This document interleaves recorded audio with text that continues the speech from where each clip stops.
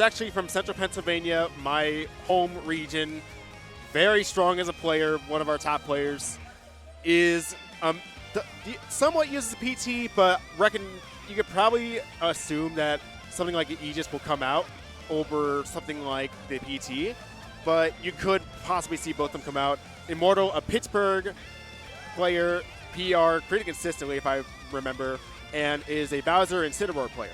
Bowser Incineroar, yeah. Immortal has been actually to every almost heaven that I can personally remember going to.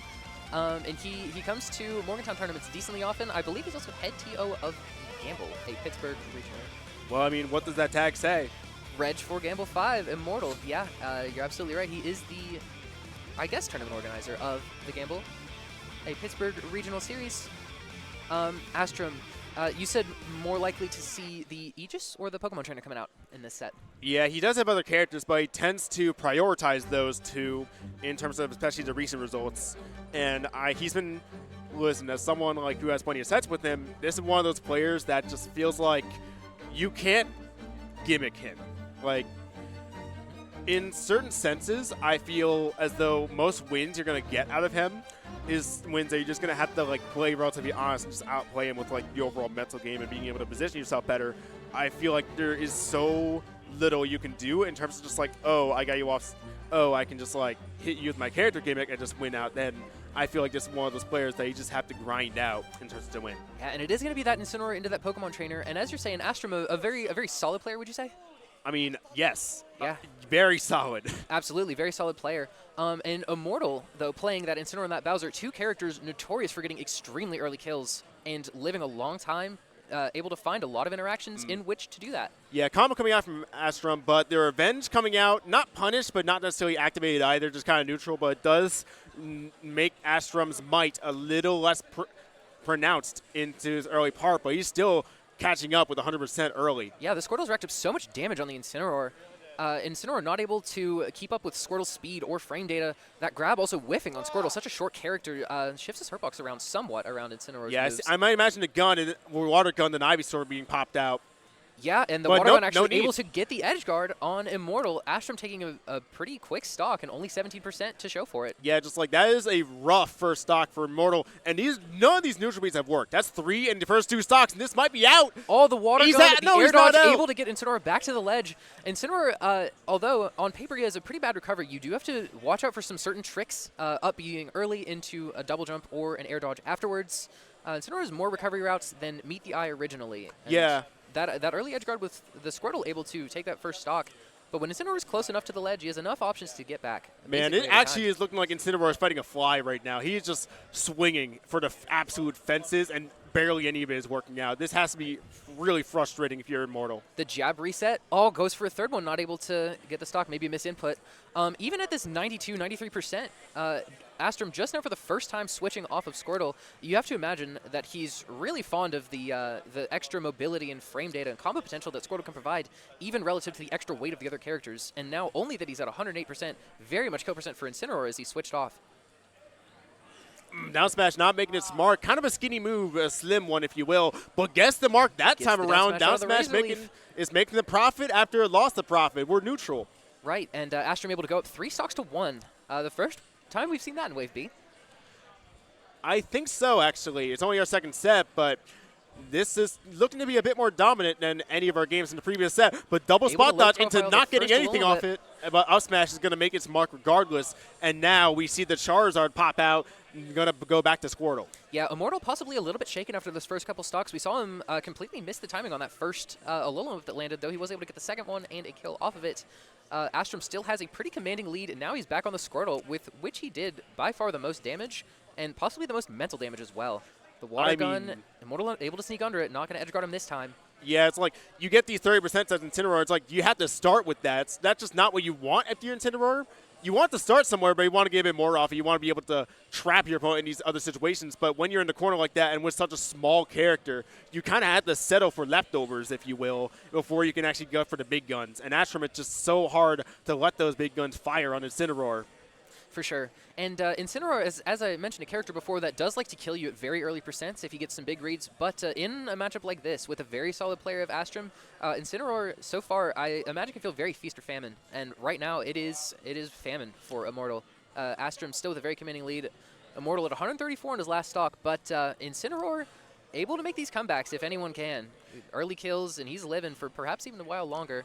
Yeah, dodges the F-tilt out coming out of Charizard and does get the side B, not even close to killing, but does put in the corner. Another Alolan Whip. This time, the timing is going to hit, and hold on, Immortal is now got Astrum to the last stock. 155% of his own. Squirtle not known for the most raw kill power. Yeah, I feel like the longer this game goes, the worse it is for Astrum, and he's got to end things fast. Forward air, Astrum at 42%. I've seen Incineroar kill earlier than this. Yeah, the longer this goes, the worse it's going to be for Astrum, and he's going to end it right there. The landing up air from Astrum, striking just before the clock hit midnight on that one. Astrum able to hold on and take that game one, but a valiant fight from Immortal there on death's door.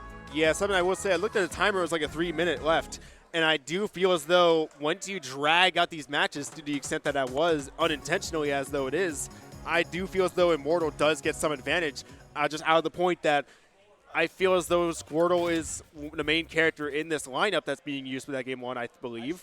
And when you saw that, it was a lot of running out and running in.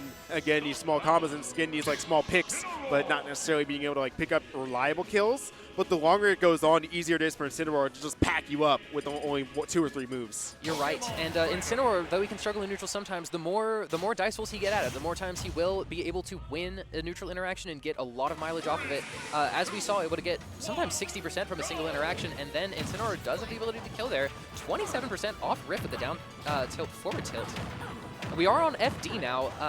Not going to have those platform extensions on Squirtle or Ivysaur combos, although you can say the same for Incineroar. He gets more out of platforms than you might imagine.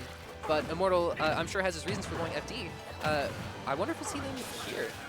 Water Gun not quite connecting. The F-tilt actually able to catch the up B almost. Yeah, FD in general is, I think it's a very stripped down stage. Like, it's a very simplification of like how the game works in general. Without platforms, there's a lot of things that are removed, and I feel like that does come to the benefit of a character like Incineroar, who does play by very simple rules. And the simpler you can make your opponent's defense, the inherently more active a threat Incineroar is going to be. And it is the same for the other side as well. Without platforms, for example, Incineroar, less chance for recovery, less chance for mix-ups on disadvantage or juggling and all that stuff, but it's like, oh, get the jump. The side B gonna catch Charizard. It definitely catches the jump, but Charizard's very tall stature, certainly not helping matters there. Gonna have that forward tilt, and yeah, that's forward. Not it's down gonna get Immortal. Yeah, that was down tilt, my fault. Yeah, Immortal gonna get back with that air dodge. Still alive at 161. Astrum not taking this first stock yet. Right, the side B coming out, but a Phantom Footstool not doing Astrum any favors as he's eaten 33% already, and Immortal is in a ledge trap position. Any amount of damage here is going to be extra credit for Immortal. Back throw, gonna take the KO for Astrum. Right, Immortal is on a second stock. The one unifier of Pokemon Trainer, they all have kill throws. Absolutely. Immortal still has the percent lead. If you're Astrum here, you're going to want to try and get another one of those early combos, those long, extended combos that got you a lot of damage. Yeah, not hard to do when you're Squirtle, though. It feels almost automatic sometimes. And we're getting a really good opportunity out from Astrum, and that is perfect spacing on the dash attack to get that dash attack of him back, or forward air if I will. All right, Astrum able to even up the percent, though 95% and not on Charizard. Ivysaur might die at 109 to something Immortal might be able to pull out. Yeah, the might is not from like can Incineroar kill here, but will he get that hit?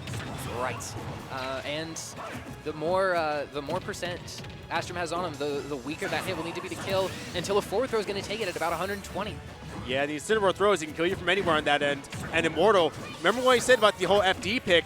I think this is part of why, because the simplification of this overall game plan makes it easier for Incineroar to get these grapples that he wants, to get these straight hits that he wants, and to make sure that the opponent is playing against the rules that he already is playing with. You're absolutely right, and we're seeing that right now. Immortal having a stock lead on Astrum once again in this game. And he didn't do that at all in game one. This game looking much more like Immortal's in control. Yeah, we'll see. Ivysaur kind of a tricky one for Astrum to work with. You saw him try to run away, but despite Incineroar's bad mobility, it's not like Ivysaur's doing great on that front either. So Incineroar actually able to chase Ivysaur down and make sure that they pay. And that is going to be something that Astrum is going to have to work with, and that down air is something to work with. Astrum already, by the way, at 121% on this last stock. We've been talking about Squirtle's damage output with those early combos on Incineroar, but Incineroar himself is no slouch in that department. The down throw, Astrum not going to DI it in and give Immortal the back air. Right, not necessarily a 50-50 there, because I don't think forward throw would have killed either. I think if he DI'd on a forward throw, it might have, but Astrum able to react with that DI and DI correctly. Up throw, gonna take it on Charizard. All of that rage and Astrum being at 130, as well as FD having that low-ish ceiling, all gonna add up to up throw being a kill at 138 on Charizard. Yeah, I mean, I'm not too surprised about Incineroar do be strong like that, and combined with that rage, I don't feel like it's much to worry about in terms of, like, in unpredictability. It's a bit, I wouldn't worry about it from either player. I feel like both of them had a sort of blind spot in their first 2 games. And so I think both of them, in some respects, should be able to pick up the pieces for Game 3. It just comes down to which one of those pieces are going to be more successful at the end of the day. We are still on 2 Pokemon characters, and we are back on Pokemon Stadium 2 after Immortal's taken that first game. Astrum had a very commanding start in that first game, although Immortal did come back to make it very close at the end. And if anyone's got momentum in the set right now, I would say it's Immortal, having won that last game. Tough sign, though, for the start of Astrum, because like that was 3 neutral bees, 4 neutral bees now that Immortal is pulling out, and Astrum is not exactly punishing them as good as you might expect it to. Now 5, he's kind of mashing that move, and not great counterplay coming out of Astrum. He is not dealing with it the way he needs to. At 92, not quite going to kill yet. Pokemon Stadium not having particularly close side blast zones. But at 119%, Squirtle could die to a lot of things right here, even though Immortal does not have all that much rage. The side B, not. Oh, it is going to take it. You saw Astrum that coming out. Jump, but yeah, you saw it coming out. Just barely going to die. And then more damage on the board for Immortal. And then spinning. He's spinning so much, and he is winning all the time. Yeah, Immortal had really taken control there. Up until just that hit, he'd only taken 26% and taking a whole stock. He's actually lapped Astrum in percent. This is looking very actually similar to how Astrum was doing in that first game. Yeah. But now it's Immortal that's taking control. The revenge on that up air, that's going to be a very strong move. Oh, this is tough. If he managed to land it. Because that is the first revenge success that Immortal has gotten all game, but it does not matter at all. He's going to get back here, not able to actually capitalize on that revenge. Astrum able to keep advantage state going, keep Immortal cornered. Charizard back moment. Air. Forward smash not going to connect. But Astrum showing some more signs of life right now on this Charizard. Yeah, I will say straight up though, I'm kind of split on whether that like overall first stock was that great for Astrum, because he did get the stock, but you want to get some more info on how the Incineroars want to go with their revenge, and there wasn't a whole lot to work with there. There was things for sure, but maybe not what you want, and that neutral B is just a thorn in Astrum's side from here to Sunday. Right. I think as an Incineroar player, I think if you have a lead, you're kind of happy to hit any revenge move, because they all do quite a lot. That side be going to be untechable, sending Astrum to last stock. I'd hope it be. He used that 160. Oh, yeah, for sure. But, oh, that was a rough approach, kind of basic by Mikey. Astrum, if you will, and he is going to eat 40% on the deck to start off. Not too bad if he cleans it up, though. Like that! The down throw up B going to take out Immortal stock, and once again, we are on last stock. Immortal with a very strong start, but able to bring it quite bring it back to quite a close set is Astrum. I do like these traps that Immortal's pulling as well with like these juggle states. He's pulling out moves that like can beat out the neutral B or just waiting it out. And sure, it can be just switch out Pokemon and all that stuff. I mean, of course, but it's also so good for just overall being able to call that out and make sure that's okay. You can't just switch to Ivysaur, you can't switch to Charizard. That's not free. You're gonna have to pay a tax for it. For sure, for sure. Especially with Incineroar able to frame trap those things. This might be a kill, actually. Astrum able to find that back I was about air to say. And get the kill. Immortal had quite a lot of percent on Astrum, but Astrum able to hold on to the stock and able to get another back air edge guard on that high recovery from Immortal. And Astrum is now up 2-1 winning both Pokemon Stadium games. I was not necessarily convinced that recovery spell at the end of it for sure really wanted to come in, because Astrum was trying to go in for some earlier edge guards, try to just cover the center of it, cover the ledge, but just came in early to stage and was called out dearly for it. And that is going to be Immortal being trailed 2-1 as we go to Battlefield for Game 4. Yeah, this will be our third unique stage. Battlefield very different from the Final Destination that won Immortal Game 2. You have to wonder if Astrum maybe banned it after that performance. And maybe Battlefield is newly open to Immortal. Quite possibly, because with that FD game, it inevitably just looked the worst out of any of those games for Astrum. And there's going to be no ability for Immortal to have that, probably the rest of the set. And also, I was curious that Water Gun was going to hurt Incineroar, but it didn't seem like it. Yeah, he's a fun fact. He's one of the few characters that takes stage damage from water that you can swim in on certain stages that you don't see in competitive play. But the water gun not actually doing damage in the same way that swimming does. Right. But just watch the up B. Nah, does not work it out, and is going to eat a bit of an awkward state, but does get away with the down tilt. And this is just a pretty solidly even set. Revenging that Razor Leaf and getting a dash attack out of it. Not a whole lot of damage, but it's enough to about even it up. Yeah, this feels even. Like, I feel like the rest of the games weren't like this. They're both like going out relatively straightforward and straightforwardly even on this end. I feel like one would have pulled away by this point in the other game. The back throw not quite going to kill there for Immortal. Good idea probably not to stale the up throw. The side B is going to take it. Immortal still at high percent on his first stock, but Astrum is the first one to lose one. Yeah, that side B, it goes like to a distance where you think it ends, and it just goes a little bit further. And I feel like that's something Astrum has been struggling with the inability to like be able to outright space away from these side Bs, but that forward smash makes its mark. And he's going to go back and Squirtle just in time to avoid the Incineroar counterattack. Astrum with the read on that, neutral get up. Astrum has been getting a lot of these kills in the corner. So far, or on edge guards, but in these last couple games especially, the game plan has been seemingly to corner Immortal and take the kills there. He's doing a lot of damage here on this ledge trap sequence as well. Look, if you're an Astrum fan, that's what you want to see as well, with that neutral B being properly called out and put back off stage. That is the kind of stuff that was kind of missing from earlier in that game 3, and that is the adaptation that you see, like neutral B startup happen right there. Not going to give it to him. Ooh, the Razor Leaf not quite going to confirm into the up special. But that's still a lot of damage on Immortal. And Ivysaur, the king of kill confirms on Pokemon Trainer here. Yeah, but there's a difference between kill confirms and just kills, though. And those kill confirms can sometimes be kind of awkward to hit. Like right there, it's like down there, you know it's coming. When Ivysaur is on that platform, that's just inherently what you expect. And that is the tougher thing to work with for some characters if you only have a couple. And Ivysaur really is kind of limited to Razor Leaf and, well, down air really for some of them, or like maybe forward air.